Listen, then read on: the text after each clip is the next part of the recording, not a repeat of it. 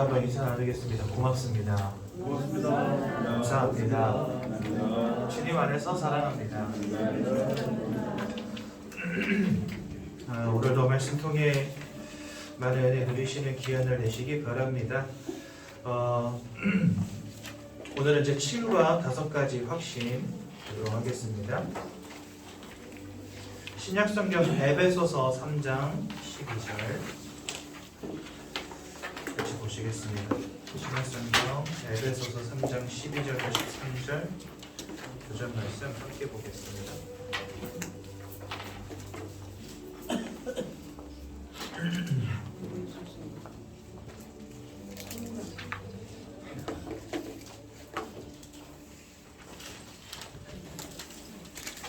에베소서 3장 12절 한 절만 같이 보겠습니다. 에베소서 3장 12절 한 절만 같이 보겠습니다. 네, 우리 한 목소리로 함께 읽어보겠습니다. 시작. 우리가 그 안에서 그를 믿음으로 말미암아 담대함과 확신을 가지고 하나님께 나아감을 얻었느니라. 아멘. 사람은 영혼을 가진 영적 존재입니다. 그리고 사람은 마음을 가진 존재고 사람은 육신을 가진 존재입니다. 다 동의하시죠? 네, 사실 마음과 육신을 가진 존재다라고 하는 부분은 세상 살아가는 모든 사람들이 다 인정하는 부분입니다. 하지만 영혼을 가진 영적 존재다라고 하는 부분은 세상 사람들이 인정하지 않는 부분이기도 합니다. 근데 성경은 분명히 우리가 마음과 생각만 가진 존재가 아니라 영혼을 가진 영적 존재다라고 가르치고 있습니다. 근데 여러분 그거 아시죠? 우리의 육신 영향을 받습니다. 뭐에 영향 받냐면 환경에 주위 환경 이런 것에 영향을 받습니다. 어떤 음식을 먹느냐, 또 운동을 하느냐 안 하느냐 이런 거에 따라서 여러분들이 건강하기도 하고 여러분들이 때로는 질병의 문제 겪기도 하고 합니다. 담배 많이 피는 분들은 폐암 걸릴 확률이 높잖아요, 그렇죠? 근데 담배도 안 피고 저 산속에서 좋은 공기 마시면서 사는 사람들은 기관지 쪽에 건강하기도 하고 영향을 받습니다, 그렇죠? 술 좋아하시는 분들이 간이 잘 망가지죠. 술 잘 안 드시는 분은 그나마 간이 건강합니다. 이처럼 우리 육신은 환경에 또 음식에 이렇게 영향받는다는 거예요. 여러분들의 마음은 어떻겠습니까? 누가 여러분들을 사랑하고 좋아해 준다. 여러분들도 마음이 따뜻해지고 그렇죠? 포근해지겠죠. 근데 맨날 여러분들 보고 막 욕한다 누가. 그것 때문에 우울증 와버립니다. 주위 환경 때문에 여러분들 마음이 영향을 받는다는 거예요. 그런데 여러분들 이거를 우리가 간과해서는 절대 안 됩니다. 여러분들이 진짜 영혼을 가진 영적 존재라고 한다면 우리가 어떠한 영적 배경 속에 있느냐 하는 것이 여러분들의 영혼이 영향을 받는다는 거예요. 마음이 영향받듯 삶이 영향을 받듯. 근데 여러분 요 영적 배경이라는 게 왜 중요하냐면 여러분들의 마음이 무너지면 육신도 삶도 영향받는 거 아십니까? 그냥 주위 환경에만 영향받는 게 아니고 여러분들의 마음이 무너지면 그것 때문에 여러분들의 육신도 병들어 버립니다. 그렇죠? 여러분들이 어느 날 갑자기 잘 살아가다가 사고를 당해서 한쪽 다리를 잃었다.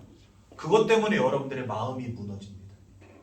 즉 여러분들의 마음과 육신은요 상호 영향을 끼친다는 거예요. 그렇다면 여러분들의 영혼이 어떠한 영적 배경 속에 있느냐가 여러분들의 마음도 결정하고 여러분들의 삶도 결정할 수 있다는 사실. 그래서 영이신 하나님을 알고 영이신 하나님과 함께하는 축복을 누리는 게 인생에 있어서 가장 근본적인 축복이 될 수 있다는 겁니다. 내가 어떤 영적 배경을 갖고 있느냐가 여러분들의 마음을 결정한다니까요. 여러분들의 삶도 결정할 수 있다는 겁니다. 자녀를 먼저 떠나보낸 아버지가 시름시름 앓다가 돌아가시기도 합니다. 뭘 의미하죠? 마음의 상태가 여러분들이 육신과 삶의 상태도 결정할 수 있다는 거예요. 그렇죠? 이렇게 상호 아주 중요한 영향력을 끼치는 요 세 가지가 유기적으로 혼합된 존재가 누구냐? 바로 그게 사람입니다. 그래서요, 사람이 행복하려면 돈만 많이 번다고 행복하지 않습니다. 절대로요. 저 강남에 펜트하우스 집안에 계단이 있는 집 있잖아요. 그렇죠? 이런 데 사는 사람들 가운데서도 돈이 얼마나 많습니까? 여러분들 매월 월말 되면은 뭐 고민하시죠? 전기세 뭘로 내지? 가스비 뭘로 내지? 이거 고민하시잖아요. 근데 이 강남에 사는 아줌마들은요, 그런 거 전혀 고민 안 해요. 여러분들 통장에 돈 얼마 있습니까? 다 아시죠? 통장에 대략 얼마 들어있는지 다 아시잖아요. 그렇죠? 근데 진짜 돈 많은 사람은 자기 통장에 돈이 얼마 있는지 모릅니다. 왜요? 돈이 하도 많을 뿐더러 한 달에 붙는 이자가 계산이 안 돼. 그래 이 사람들은요, 통장에 돈이 얼마 들었는지 모르는 사람들이에요.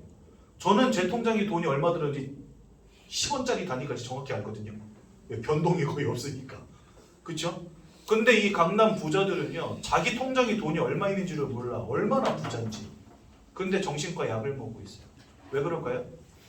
육신이 평안하고 돈 많다고 해서 행복한 게 아닙니다. 그렇죠? 분명히 나의 외로움을 달래주고 나를 사랑해주는 사람이 옆에 있어야 돼요. 사람은요. 그러면 그런 사람이 있고 돈도 많이 번다. 이 정도면 최고 결혼 상대 아닙니까? 그런데 희한해요. 그런데도 불구하고 가정이 무너지고 자녀가 무너져요. 왜 그럴까요? 가장 중요한 영적인 부분을 간과한 이유입니다.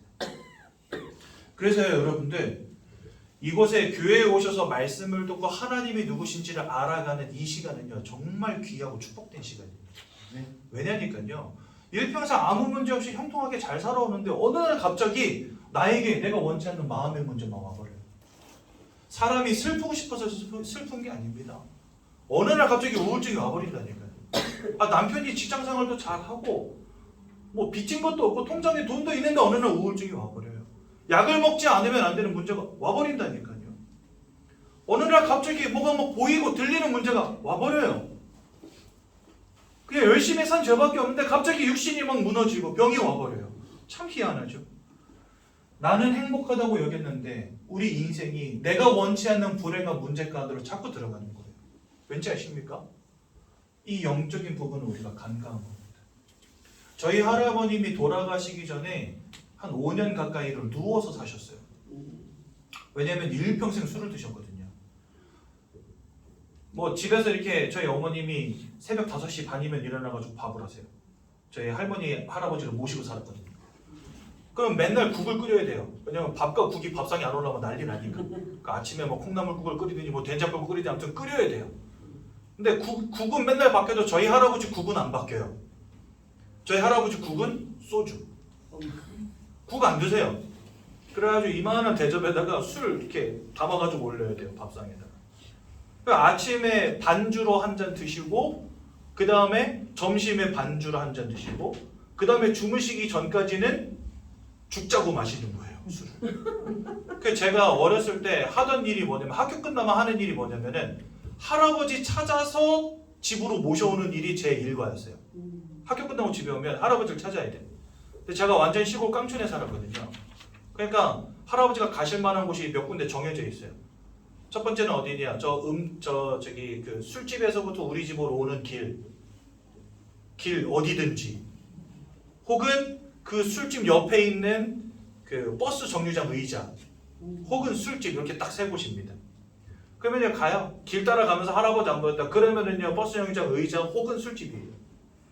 가가지고 할아버지 찾아서 이제 이렇게 제가 들쳐 업지는 못하고 이렇게 부축해가지고 집까지 모시고 오는 게 제 일이었어요. 일평생 술을 드시니까 돌아가시기 전에 온몸의 기운이 쫙 빠져나가지고 아예 거동을 못 하셨어요.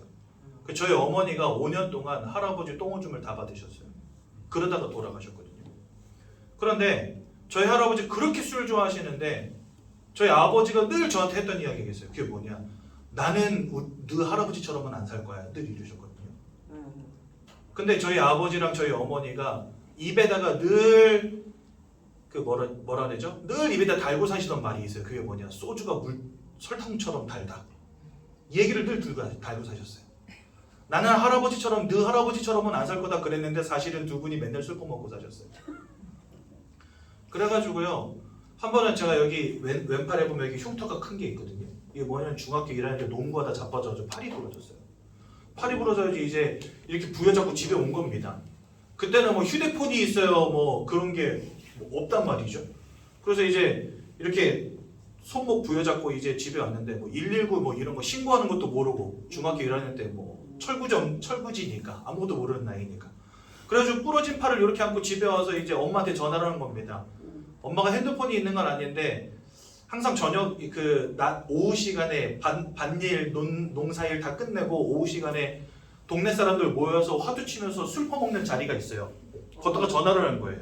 그래서 엄마 나 팔 부러진 것 같아 빨리 와. 그랬더니 너 이놈의 새끼 또 삔 거 가지고 부러졌다 하는 거지. 끄라! 이러고서 전화 끊어버리셨어요. 한잔 해내니까 끊어! 그래서 다시 전화를 했더니 지금 한창 분위기 올라가지고 완전 나 재밌게 놀고 있는데 너 팔 부러진 거 아니면 다리 몽댕이 작살날 줄 알아 이러고서 이제 밤에 오신 거예요. 그때가 한 8시쯤이었어요. 근데 와보니까 진짜 아들내미 팔이 부러졌네. 제가 팔 부러진 게 오후 3시쯤 4시쯤이었는데 5시간을 부여잡고 집에 있었던 거예요. 아파 죽겠는데 아무리 오라 그래도 안 오시니까. 그래가지고 그 새벽 그 저녁에 택시를 불러다가 타고 왜냐면 버스가 끊기는 동네거든요. 저희 동네가. 그 택시를 타고 읍내에 간 거예요. 그때 팔 수술해 줄 수 있는 의사가 없대. 어떻게? 경기도 안성에서 제일 큰 병원에 갔는데 그래서 거기서 택시를 타고 또 평택을 간 겁니다. 그 제가 입원을 몇 시에 했냐? 저녁 11시에 했어요. 팔이 3시에 부러졌는데 그렇게 두 분이 술을 좋아하셨어요. 근데 여러분들 저는 뭐 술 별로 입에 안 달고 살았거든요. 다행히도. 근데 저 필리핀에 5년 동안 가서 살면서 처음으로 소주라는 걸 입에 딱 대본 적이 있었어요. 그때 이제 한국 사장님이 하시는 그 눈높이 교육이라는 게 필리핀에도 있었거든요. 우리나라 눈높이 학습지 있잖아요. 그게 필리핀에 있는데 그거 시작하신 지 2주년이 돼가지고 제가 거기에 이제 그 직원으로 일하다가 2주년 회식하자 그래가지고 마닐라 베이 가서 갈매기살에 소주를 마신 겁니다. 제가 소주를 얼마나 모르냐. 갈매기살이 진짜 갈매기살인 줄 알았어요. 갈매기살이 갈매기살 아닌 거 술 조금이라도 드셔보신 분은 아시죠? 근데 저는 마닐라 베이 항구니까 야 진짜 이 갈매기 잡아서 나온 살인가 보다 했는데 먹어보니까 돼지고기인데? 돼지고기인데 맛이? 그래가지고 이상하다. 그래가지고 옆에 있는 사람한테 물어서 이거 갈매기살 아니야? 그 사람이 저를 보는 눈이 와, 뭐 이런 천연기념물 같은 인생이 다 있네. 그런 눈으로 저를 보시더라고요. 근데 제가 소주를 한 잔 딱 마시는데 깜짝 놀랐어요. 설탕물. 그래서 제가 어떤 생각이 들었냐면 우리 할아버지를 보고 우리 아버지를 보면서 자랐잖아요. 다행히도 제가 그때는 이제 복음 듣고 교회 다니고 있을 때거든요. 그래가지고 한 잔 딱 먹자마자 요거는 마시면 내 인생 작살나겠다 싶어가지고 한 잔만 딱 마시고 내려놨어요. 그때 이후로 소주 입에 안 대고 있어요. 제가 뭘 말하고 싶냐? 희한합니다. 술로 망한 가문 이상하게 술로 망해요. 정말 신기하게 그렇습니다. 도박으로 망한 가문 나는 아버지처럼 안 살 거야 하는데 아버지 따라갑니다. 진짜 희한하죠. 왜 그런지 아십니까? 성경은요. 우리의 인생이 하나님을 잃어버린 채 눈에 보이지 않는 사단. 그런데 성경은 이 사단에 대해서 도적이라고 표현해 놓으셨는데 이 도적은요. 모든 것을 빼앗고 죽이고 멸망시키는 자라고 분명히 말씀하십니다. 이 영적 존재에게 각 사람의 모든 영혼들이 사로잡혀 있다. 성경이 이렇게 말씀하세요. 즉 내가 원치 않지만 내 인생의 영적 배경 속에 이 사단이라고 하는 녀석이 자리 잡고 있다는 겁니다. 그런데 이 녀석은요. 여러분들의 영적인 문제로 여러분들의 인생을 무너뜨리는데요. 어떤 사람은 마음의 문제를 가져두세요. 참 신기하게 제가 지금 만나고 있는 성도님 한 분은요. 그 누님들과 조카들이 다 우울증 약 먹고 있어요. 가정과 가문 전체가 정신 문제가 와버린 거예요. 또 이게 그 가문뿐이면 제가 이런 말 안 할게요. 지금 거기 성도님 한 분 만나서 이렇게 말씀 운동하고 있고 또 한 곳은 한 가정 전체가 지금 저랑 말씀 운동하고 있거든요. 거기는 엄마와 아들과 딸내미가 우울증 약 먹고 있어요. 어떤 가문은 마음과 생각의 문제로 딱 휘어잡고 아버지로부터 손자에 이르기까지 다 흔들어 버립니다. 어떤 가문은 육신의 질병과 같은 문제로 아버지부터 손자까지 붙잡고 다 흔들어 버립니다. 이러한 우리의 인생 가운데 모든 것을 빼앗고 죽이고 멸망시키고자 하는 이 영적 존재가 여러분들의 영혼의 영적 배경 속에 딱 자리 잡고 있는 거예요. 그러니 여러분들의 마음이 평안하고 싶고 행복하고 싶지만 그럴 수가 없어요. 왜요? 이러한 영향력이 여러분들의 마음으로 가거든요.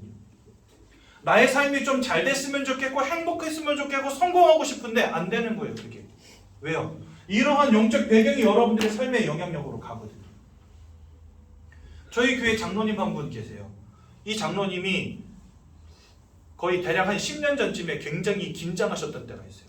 왜냐니까 자기의 형님, 자기의 둘째 형님, 자기의 셋째 형님이 다 56세에 죽은 거예요. 3명이 다. 근데 왜 죽었냐? 당뇨로 다 죽은 거예요. 근데 보니까 자기 형제들만 그런 게 아니고 자기 윗대에도 60을 못 넘고 죽은 조상들이 굉장히 많은 거예요. 가문의 당뇨 때문에.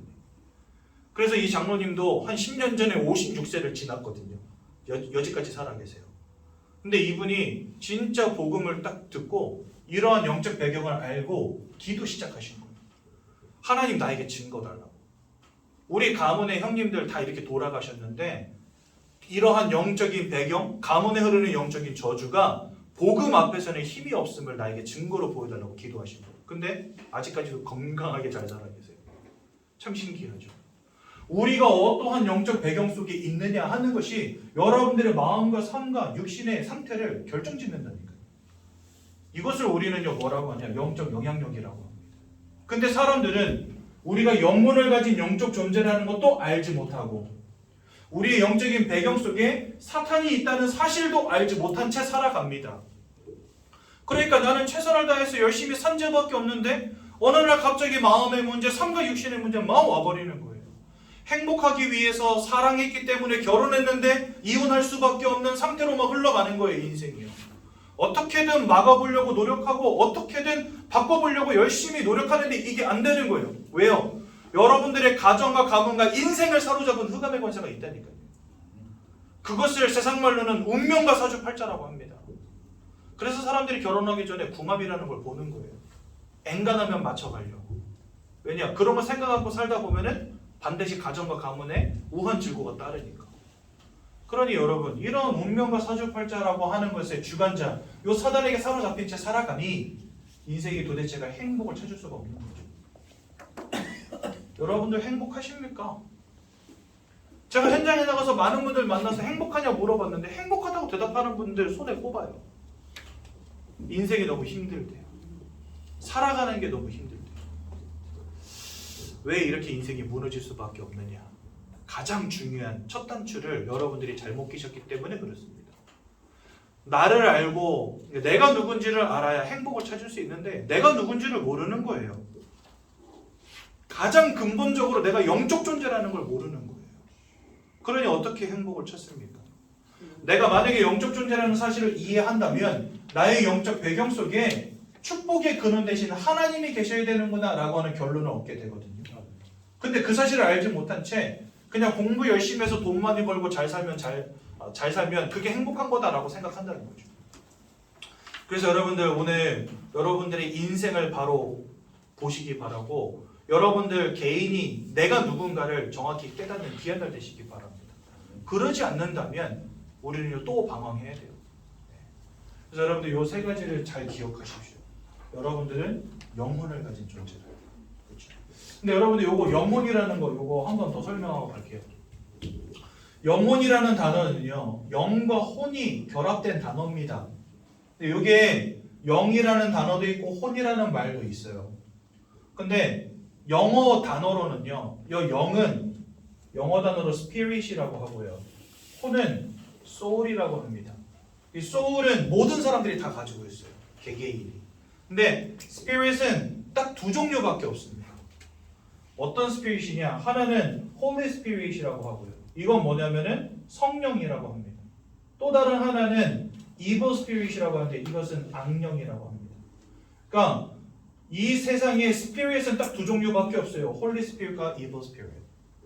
그리고 soul은 여러분들이 다 가지고 있는 영혼, 혼이라고 하는 겁니다. 그러니까 각 사람은 다 혼을 가진 존재들이고 그 혼을 가진 존재들에게 어떤 이는 Holy Spirit이 함께하고 어떤 이는 Evil Spirit이 함께합니다. 그래서 이 Spirit과 Soul이 결합된 존재가 바로 영혼이라는 거예요. 그러니까 모든 사람들은 Holy Spirit이 됐든 Evil Spirit이 됐든 그 영적 배경을 가진 존재라는 거예요. 그러니까 여러분들이 이 배경 속에 있는 영혼이냐 혹은 이 배경 속에 있는 혼을 가진 존재냐 그 차이가 있는 겁니다. 그래서 영혼을 가졌다라고 말할 때는요 이 두 가지를 합쳐서 말하는 거예요.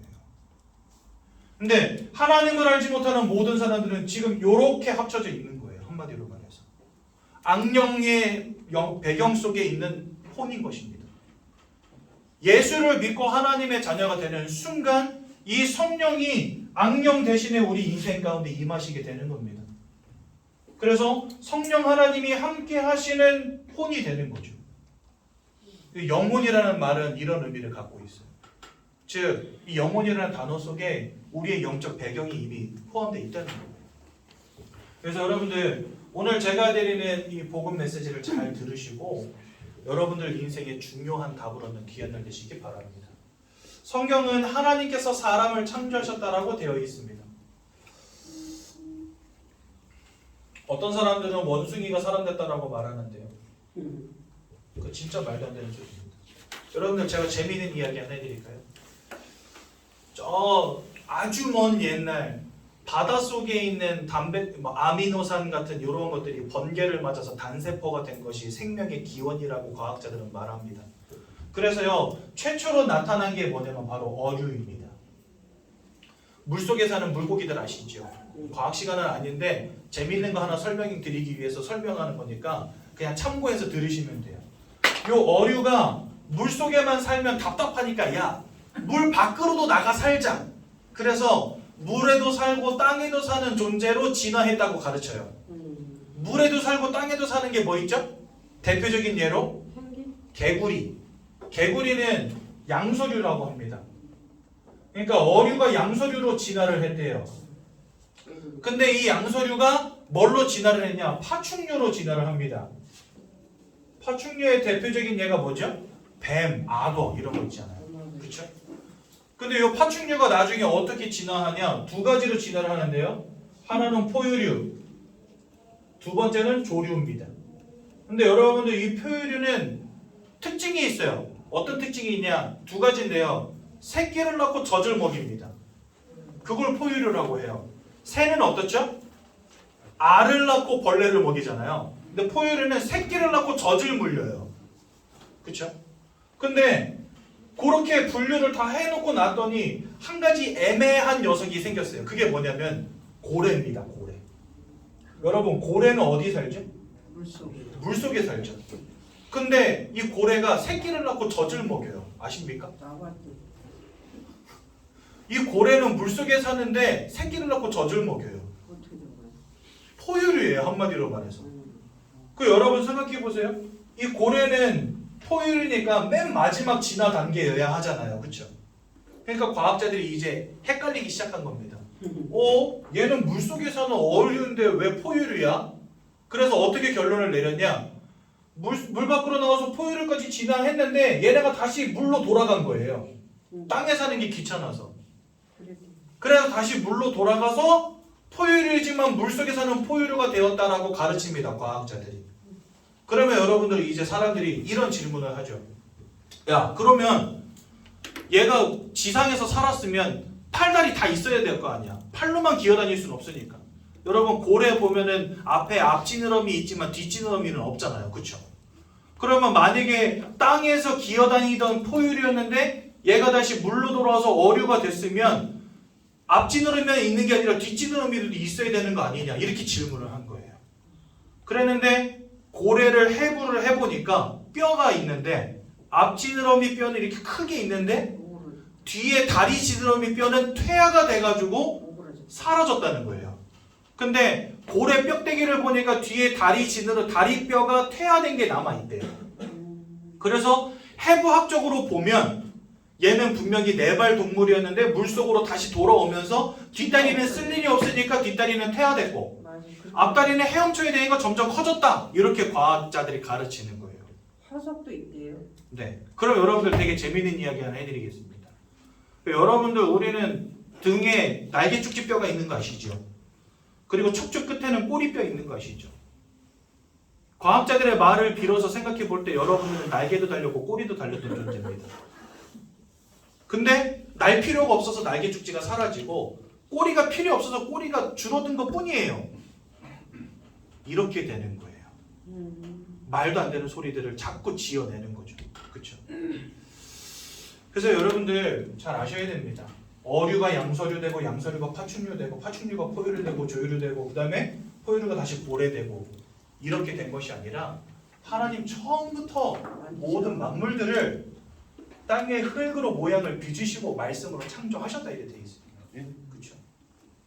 그래서 사람을 창세기 1장 27절에 보면 하나님의 형상을 따라 창조됐다 이렇게 말씀하셨는데 그게 바로 뭐냐면 여러분들을 영적 존재로 지으셨다는 겁니다.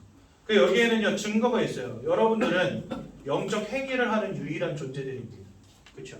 이 땅에 그 어떤 피조물들, 동물들도 뭔가 영적인 행위를 하는 존재는 없어요. 가서 예배를 드린다든지 불공을 드린다든지 미사를 드린다든지 그렇죠? 기도를 한다든지 찬양을 한다든지 노래를 한다든지 주문을 외운다든지 이런 동물들은 이 땅에 없습니다. 왜냐하면 영적 존재들이 아니기 때문에. 그런데 사람은 하나님이 처음부터 영적 존재로 만드셨기 때문에 영적인 행위를 하는 유일한 존재입니다. 또 두 번째로 이 땅을 창조하신 분이기 때문에 그 하나님을 닮은 우리도 창조의 행위를 하는 유일한 존재들입니다. 제가 이 얘기 했더니 어떤 초딩이 저한테 그러더라고요. 제비는 제비집을 짓고 비버는 댐을 짓는데요. 여러분 그건 솔직히 말하면 창조가 아니죠. 그렇죠? 왜요? 이 땅의 모든 제비는 처마 밑에다가 진흙과 지푸라기로 집을 짓습니다. 한 놈도 빠짐이 없이 다 그렇게 집을 지어요. 비버는요 강가에다가 나무를 끌어다가 댐을 짓습니다. 때를 부시면 또 짓습니다. 왜 그럴까요? 걔네들은 그렇게 살아가도록 그냥 프로그램화 되어 있는 존재들인 거예요. 본능 따라 그렇게 사는 애들인 거예요. 그건 창조가 아니죠. 근데 사람들은 어떻습니까? 바다를 메우고 거기다 건물을 올립니다. 여기 안상 땅 대부분이 원래 바닷가였던 거 아시죠, 여러분? 제가 예전에 저 여기 안산 와서 산지 딱 10년 됐거든요. 어떤 분이 저한테 그러시더라고요. 제가 어디였지? 저쪽 신고잔인가? 그쪽에 가서 서 있는데 저한테 그러더라고요. 전도사님은 지금 바다 한가운데 서 있대. 뭔 소리야? 그랬더니 여기가 원래 뻘이었대요. 그러니까 뻘을 메워가지고 도시를 만든 거예요, 안산이. 인간들은 이런 짓을 한다는 거예요. 근데 동물들은 이렇게 창조의 행위를 하지 않습니다. 왜요? 하나님을 닮은 존재가 아니기 때문에. 근데 사람은 하나님을 닮아서 영적 행위를 하는 또 창조의 행위를 하는 유일한 존재라는 사실. 그럼 왜 하나님이 처음부터 이렇게 사람들을 만드셨냐? 그 이유가 뭐냐면 하나님 이 땅을 지으실 때 분명한 원리를 가지고 지으셨습니다. 피조물들을 지으실 때 피조물들을 위한 절대적 원리를 하나씩 주셨어요. 이게 뭐냐면 물고기를 지으실 때 물고기에게는요 물을 주시고 나무들을 지으실 때는요 나무들에게 땅에다 뿌리 내리고 살도록 새들을 지으실 때는 하늘을 날아다니도록 만드신 겁니다. 물을 잃어버린 물고기, 땅을 잃어버린 나무, 하늘을 잃어버린 새는 살 수 없지요. 그래서 우리는 이 원리를 그냥 원리라 하지 않고 절대적 원리라고 합니다. 그렇다면 우리 사람은 무엇이 필요하겠습니까? 무엇이 여러분들에게 있어야지만 살 수 있겠습니까? 라고 생각해 볼 때 성경이 우리에게 말씀하시는 것은 하나님 자신을 우리에게 주셨다고 성경 말씀하십니다. 그래서 하나님과 함께 할 때 살아가는 존재로 하나님과 함께 할 때 행복한 존재로 하나님 처음부터 지으셨다는 거예요. 물고기에게 물을 주신 것처럼 사람에게는 하나님 자신을 주신 것입니다. 그런데 하나님은 영이시기 때문에 우리가 영적 존재가 아니고서는 하나님을 알 수가 없어요. 그래서 처음부터 여러분들은 하나님은 영적 존재를 지으신 겁니다. 그래서 원래 인간은 하나님과 함께하는 축복 가운데 있었던 겁니다. 그런데 아주 중대한 근본적 문제가 벌어지고 맙니다. 그게 뭐냐? 아까 말씀드렸던 요 사단.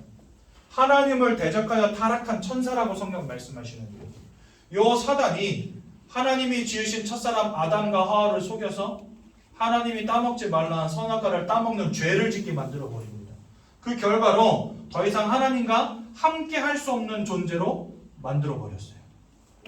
하나님의 말씀을 불신앙하고 하나님의 말씀에 불순종한 죄로 말미암아 하나님과 함께 할 수 없는 존재가 되어버렸어요.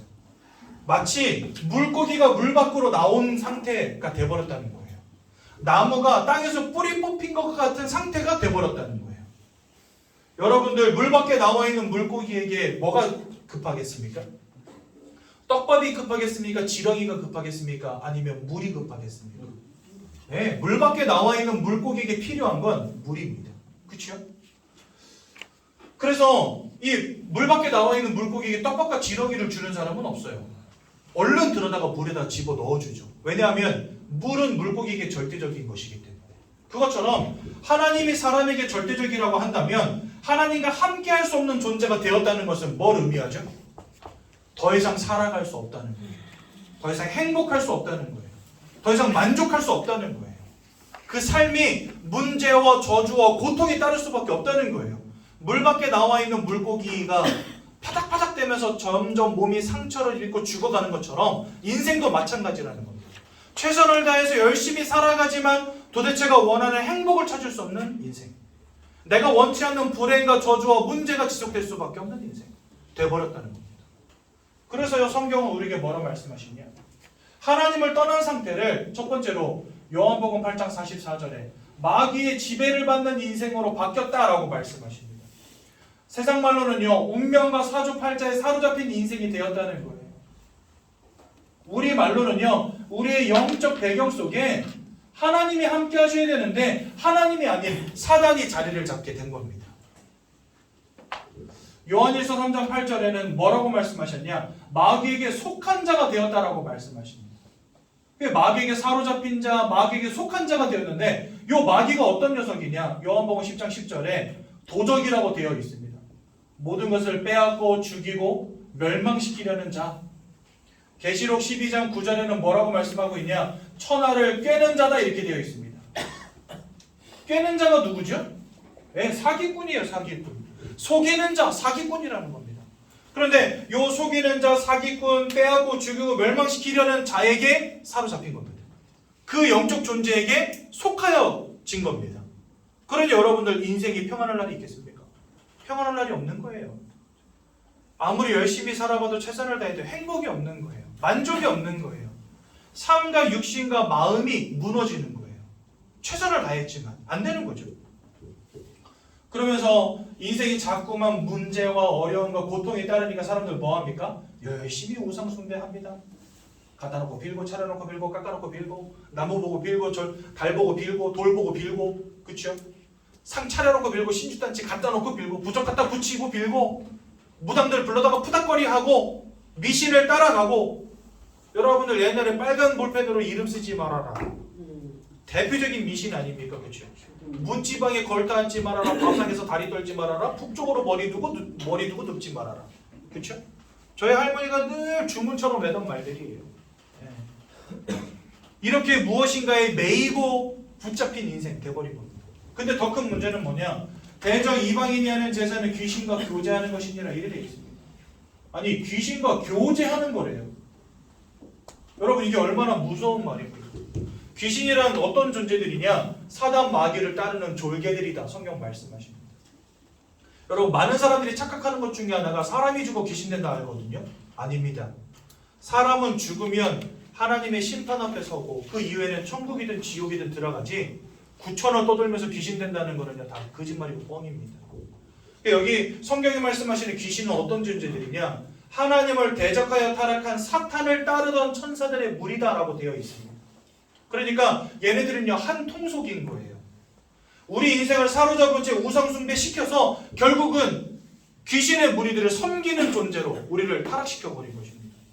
그래서 여러분들 우상숭배 하면 할수록 개인과 가정과 가문이 무너지고 실패합니다. 저희 집은요, 제사를 1년에 10번씩 지내던 집이었어요. 그랬는데 저희 작은아버지들 다 사업 망하고 막 이혼하고 기형아 태어나고 난리도 아닙니다. 왜 이렇게 무너지는지 아십니까? 귀신과 교제하는 것이니라.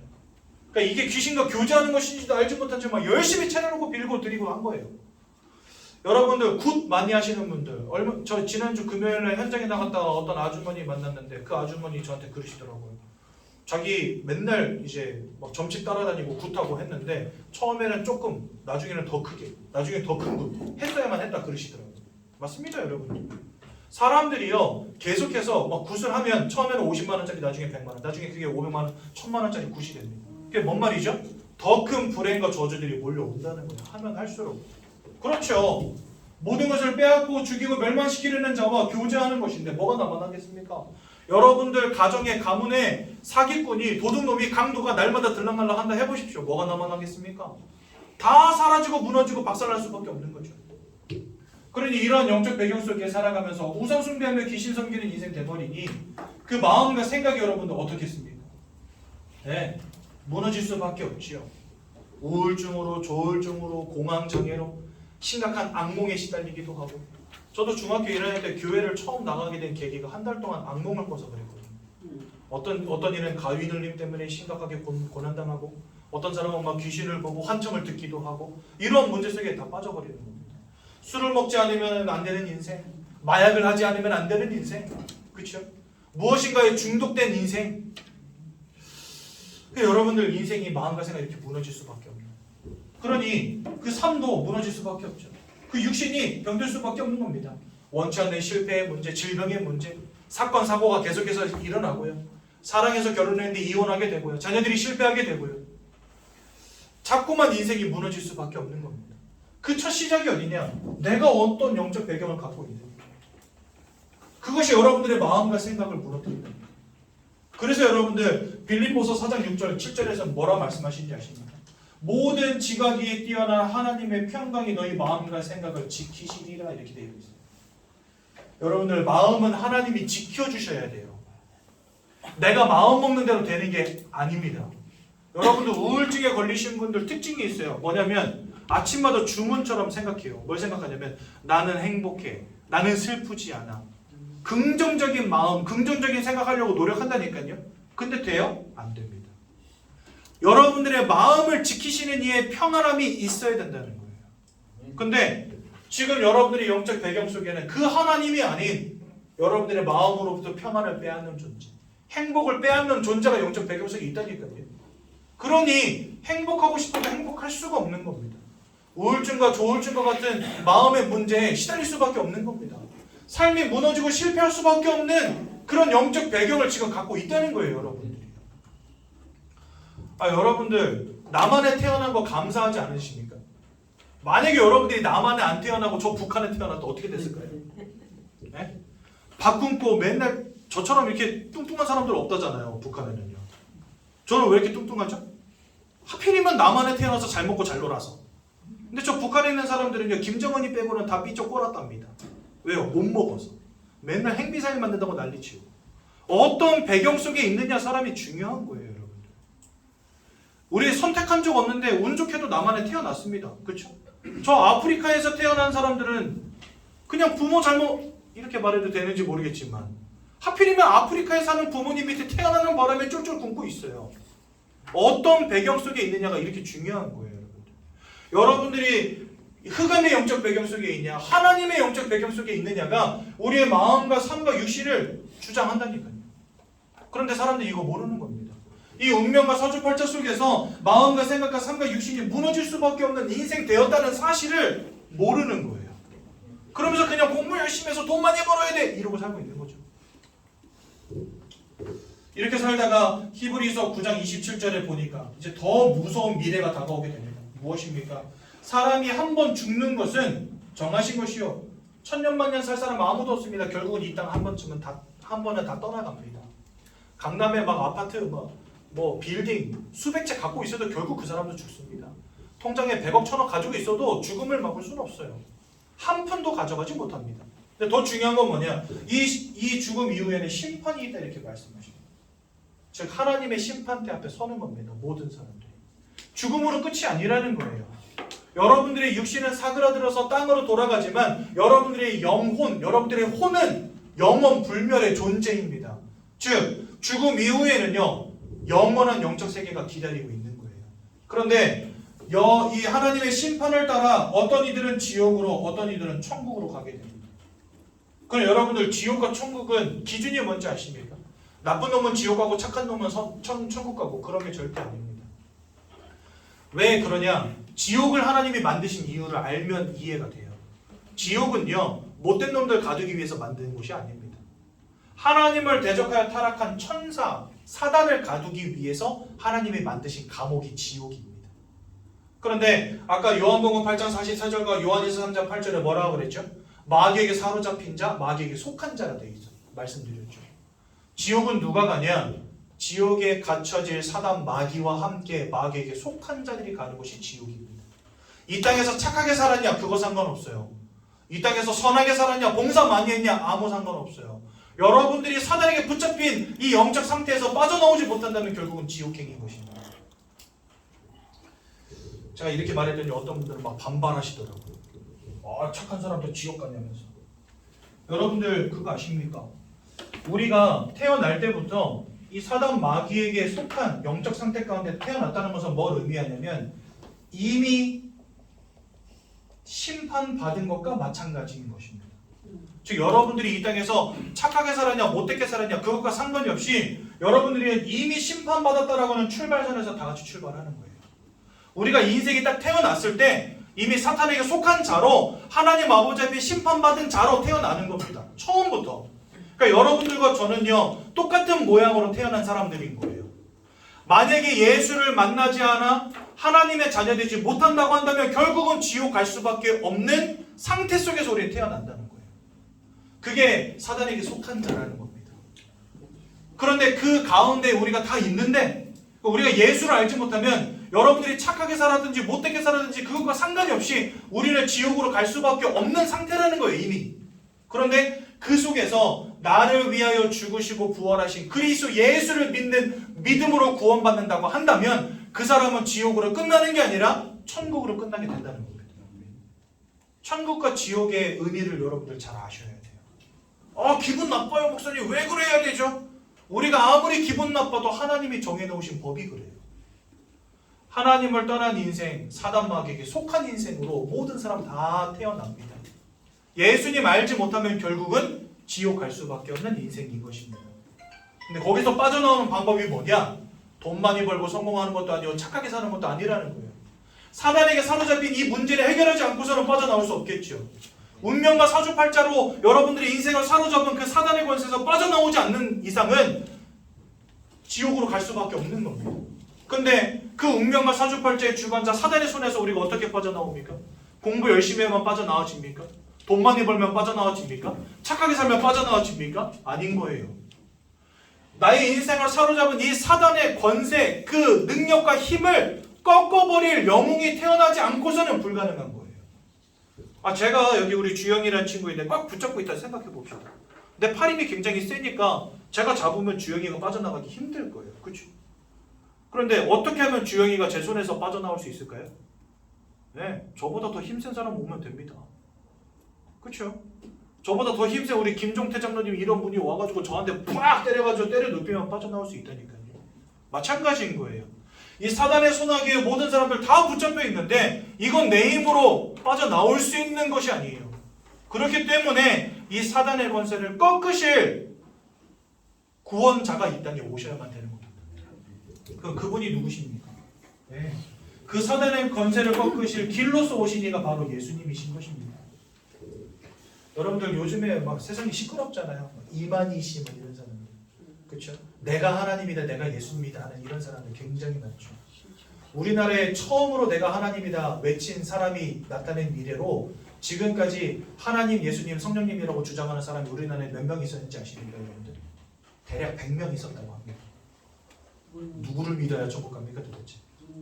말도 안 되는 거짓말장이들 계속해서 나오는 거죠. 예수님이 이 땅에 오셔서 하신 일 3가지가 있습니다. 그게 뭐냐? 첫 번째, 요한일서 3장 8절에 보니까 죄를 짓는 자마다 마귀에게 속하였다 말씀하시면서 아들이 나타나신 것은, 즉 예수가 나타나신 것은 이 마귀가 하는 모든 일을 멸하기 위함입니다. 즉 예수님은 사단의 권세를 꺾으신 유일한 참된 왕으로 오신 구원자이십니다. 이 땅에 내가 하나님이다, 예수님이다, 성령님이다 말하는 사람들 수없이 많이 있었지만 그 사람들 모두 결국은요 이 속에 있어요. 그렇죠? 사단의 권세를 이길 능력이 그들에게 없다니까요. 근데 예수님은 사단의 권세를 이길 능력을 가진 유일한 구원자로 이 땅에 오셨습니다. 로마서 8장 1절에서 2절에 보니까 예수 안에 있는 자는 결코 정죄함이 없나니 죄인이 아니라는 겁니다. 예수 그리스도 안에 있는 생명의 성령의 법이 죄와 사망의 법에 묶여있던 너희를 해방하였다 이렇게 말씀하십니다. 그래서 예수님은요 우리의 죄악의 문제를 십자가 위에서 단번에 영원히 완전히 끝내신 유일한 참 제사장이 되십니다. 또 요한복음 14장 6절에 보니까 내가 곧 길이요 진리요 생명이니 나로 말미암지 않고는 하나님을 떠나버린 너희가 아버지께로 올 자가 없느니라. 모든 사람이 다 하나님을 잃어버리고 하나님을 떠난 상태 되어버렸는데 사단에게 붙잡힌 인생 되어버렸는데 예수 그리스도만이 하나님께로 나아갈 길이 되시고 진리 되시고 생명 되신다는 겁니다. 그래서 예수님은 하나님을 만나는 유일한 길, 참 선지자가 되십니다. 이 예수님이 2000년 전에 이 땅에 오셨어요. 우리를 위해서 죽으셔야 되기 때문에 우리의 죄악을 위해서 대속제물로 죽으셔야 되기 때문에 죄 없는 몸으로 오셔야만 했어요. 그래서 동정녀 처녀의 몸을 통해서 나타나신 것입니다. 동정녀 마리아 처녀를 통해서 이 땅에 성령으로 잉태돼서 죄의 계보를 잇는 아담의 후손이 아닌 아담과 상관이 없는 육체를 가진 유일한 존재로 오신 이가 바로 예수님이십니다. 왜요? 우리를 위해 죽으셔야 되기 때문에. 그래서 처녀를 통해서 이 땅에 오셨고요. 그 다음에 십자가 위에서 고통당하시고 죽임당하셨습니다. 왜요? 우리의 죄악을 끝내시고 하나님 만나는 길을 여시려면 우리를 위해서 대속제물로 예수님이 죽어주셔야 돼요. 이 땅에 와 있는 수많은 내가 하나님이다 하는 모든 사람들 그 누구도 우리를 위해서 죽어준 사람이 없습니다. 그렇죠? 근데 예수님은 죽기 위해 이 땅에 오셨다니까요. 근데 사망을 이기신 증거로 뭐 하셔야 됩니까? 네, 부활하셔야 됩니다. 그래서 3일 만에 주님은 부활하신 것입니다. 처녀의 몸을 통해서 죄 없는 몸으로 오시고 십자가에서 죽임당하시고 부활하신 이 예수님을 우리 누구라고 부릅니까? 바로 그리스도다라고 부르는 것입니다. 그래서 하나님을 잃어버린 채 사단 마귀에게 사로잡히고 인생의 모든 문제 가운데 방황하며 실패하며 무너질 수밖에 없었던 우리 인생을 대속제물로 오셔서 죽으사 부활하신 예수 그리스도가 구원하신 것입니다. 그래서 우리는 그분을 예수 그리스도라고 부르는 것입니다. 이 예수 그리스도를 믿고 마음에 영접하는 자들마다 하나님의 자녀가 되는 것입니다. 성경은요 우리에게 예수 그리스도를 마음에 영접할 때 구원받게 된다는 분명히 가르치십니다. 마음으로 믿을 때 의에 이르고 입으로 시인할 때 구원에 이른다라고 분명히 가르치십니다. 오늘 이 시간 예수님을 마음에 영접하시고 하나님의 자녀되는 놀라운 축복 누리시기 바랍니다. 제가 도와드릴 건데요. 여러분들 두 손을 모으시고 두 눈을 감으시고 제가 먼저 기도할 때 저의 기도를 따라서 함께 기도하시면 됩니다. 이 영접 기도문이 어디 있냐면요. 여기 있죠?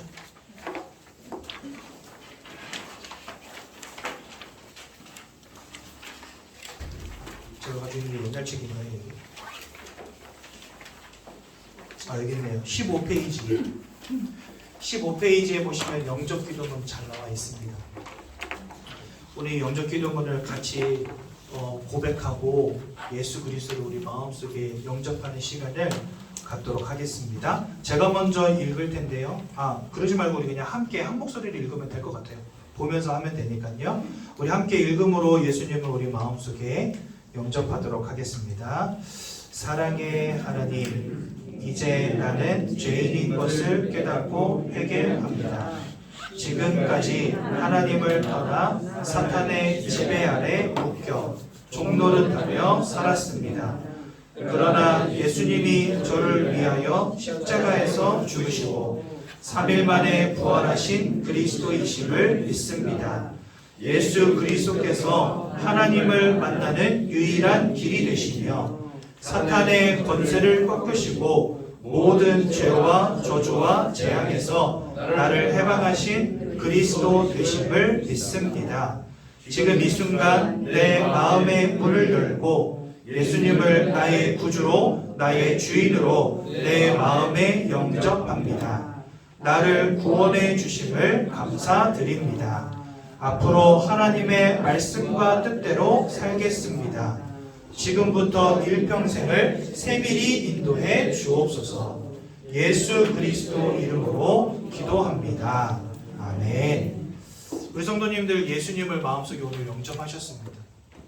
영접하실 때 여러분들의 영적인 배경 자체가 사단에게 사로잡힌 영적 배경에서 이제는 하나님이 함께 하시는 영적 배경으로 바뀌어졌습니다. 어떤 분이 저한테 되게 재미있는 질문을 하셨어요. 나 예수님 믿었는데 달라진 게 아무것도 없대요. 영적인 배경은요 눈에 보이지 않습니다.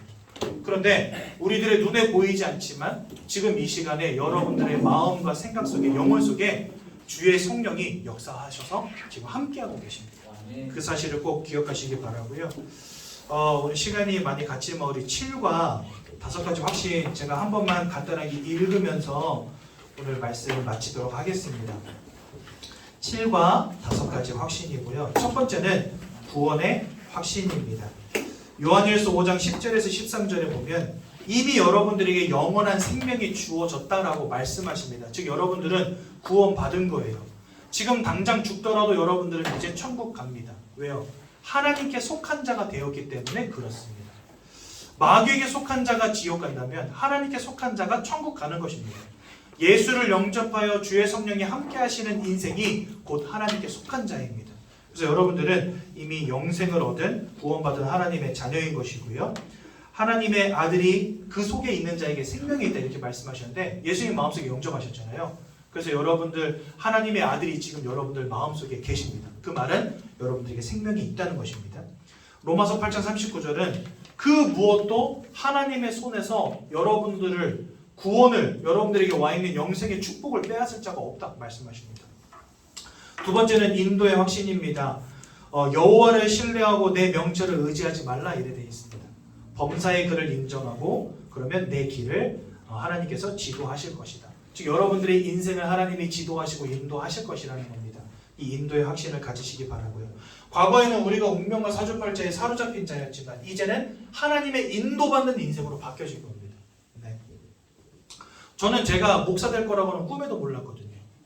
20대 때 게임 중독에 빠져가지고 무려 8년이나 게임하고 살았고 그 다음에 대학에서 퇴학당한 사람입니다. 제가 학사경고를 2번 연속 받고 제가 중앙대학교 도고동문 다녔는데요.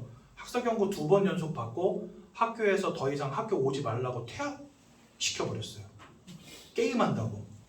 저는요 제 인생에 그냥 이대로 답이 없다 이 생각하고 살았던 사람이거든요.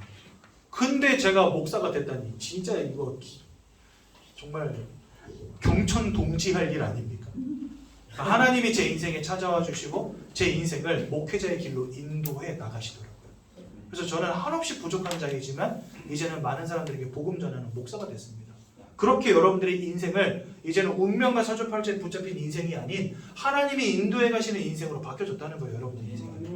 일단 승리의 확신입니다.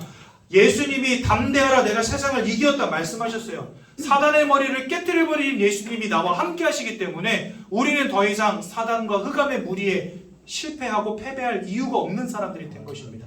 과거에는 흑암에게 붙잡혀 무너짐에 실패한 인생 살았지만 이제는 하나님이 지키시고 보호하시고 이끌어가시는 인생으로 바뀌어진 거예요. 그게 바로 승리의 확신.